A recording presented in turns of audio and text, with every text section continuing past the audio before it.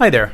I wanted to make this little video and make it about some thoughts and feelings about stuff that's going on the internet and in the media with regards to things like QAnon and David Wilcock. So what I've been reading about is that there will be this great awakening that's going to happen soon. It'll coincide with all of these mass arrests that supposedly will go on. People arrested in the deep state that have been doing, child trafficking and other nefarious activities.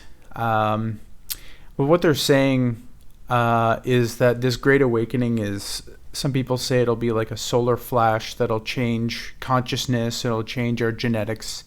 David Wilcock says, we'll get these superpowers and be able to have telepathy and teleportation and be able to create objects with our mind, levitation, and all this other stuff.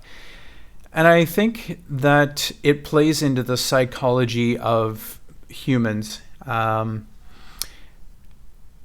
Basically, I think what they're trying to do is they're trying to give us this idea that we don't have to rely on ourselves for the solution to our problems, that we'll wait for this solution. And what it'll allow this government to do, this deep state entity, is give us the solution.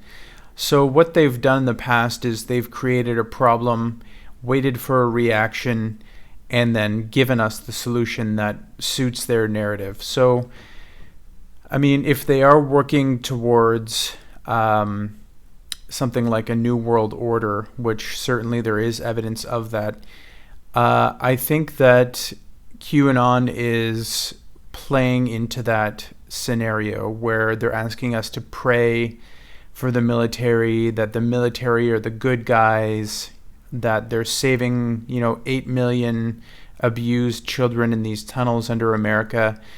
And while I highly doubt that true, I can certainly see how that plays into people's minds where, they're told this information and they want to believe that because it sounds so good. It's so enticing to someone who is starving for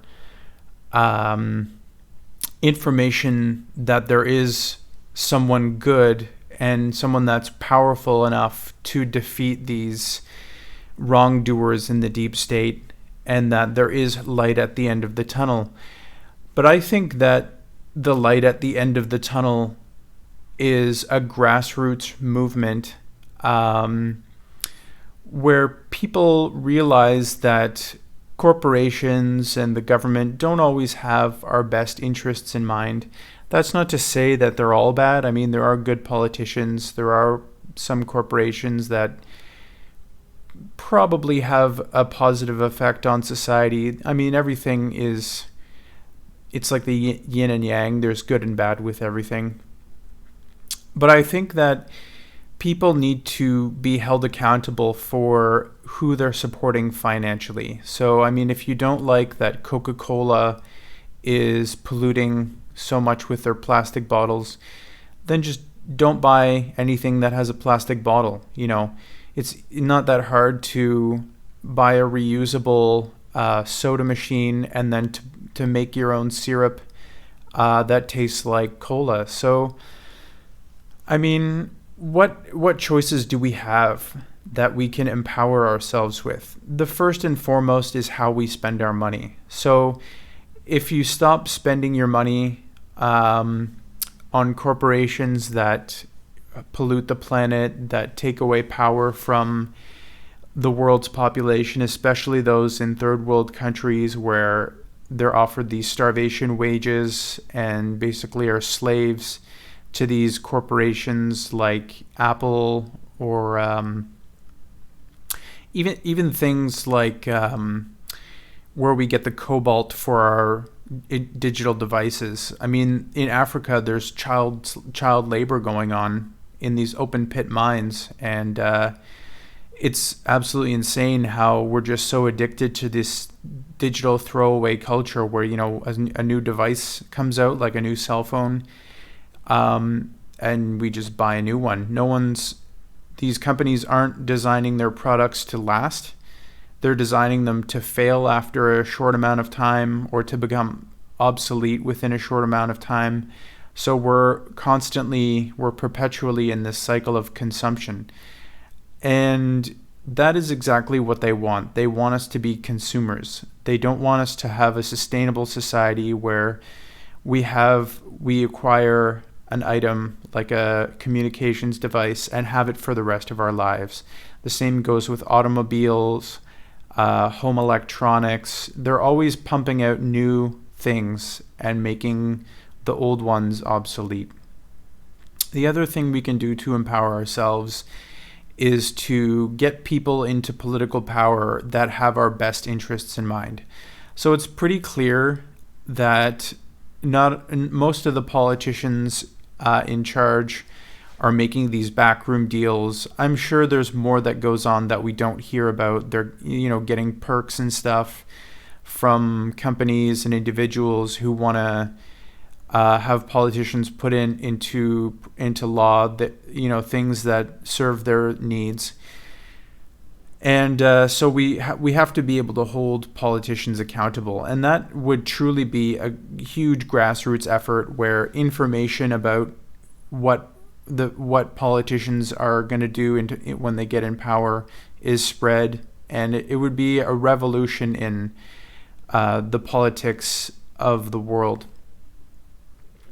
And I think really what it comes down to is, are we going to let the media control our thought? I mean, the CIA has released their documents about MKUltra. They've talked about it, and people have come forward. There's films and evidence of this. There's proof that MKUltra, this mind control program that was done by the CIA, was in place. And it's probably still going on to this day. I mean, it doesn't make sense why they would just all of a sudden stop because they were caught. I think that, these criminals need to be held accountable, yes, but also it's up to the public. It needs to be a grassroots movement for this problem to go away. It's not going to come from a solar flash. It's not going to come from ETs visiting us and bringing us world peace. It's not going to come from someone in power, in a position of power. I think people have to realize that they have power with their voices and their actions. And by creating a grassroots movement for people to change their words and actions to disallow these abusive power structures, what's called illegitimate opportunity structures, meaning, something like something that like doesn't enable people to have positive opportunities, things that abuse power. There are many of those in society, and so what I'll say as my final thoughts is that if we all had this awakening truly, then we would realize that we are powerful. There doesn't need to be a power that saves us. Humanity does need to be saved, but it has to save itself. We have to learn that. And I think, we may see within the next 5 to 10 years a move by the deep state that further indoctrinates us into this sense of, there's a savior coming for us. And it's certainly front and center on the internet right now. There's so many people that believe in what QAnon says and the things that David Wilcock says, that we have to pray for the military, that the military is doing these mass arrests. And I just want to make people aware that that probably isn't going to happen. we should hold ourselves accountable for what we're doing and not look to someone who doesn't have our best interests in mind for the solution. Thank you.